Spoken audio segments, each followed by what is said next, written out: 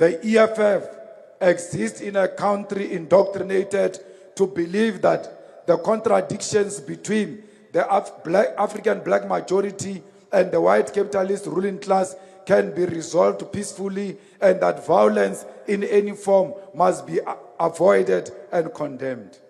This belief is simply untrue. We must explain this truth to our people.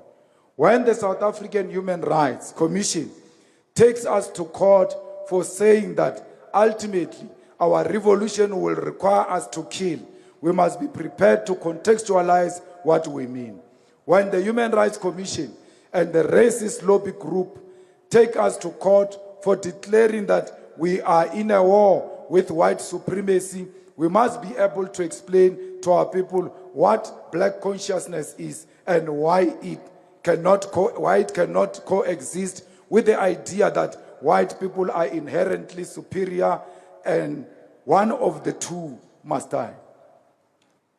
Fanon is important here because he gives us the tools to explain to our people that the conditions within which they live are violent. It is violence to segregate African people into underdeveloped townships and villages without services.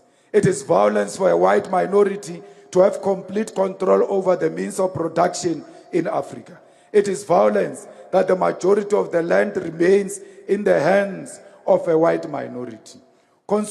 Colonialism is institutional and structural violence, and reversing it requires violence.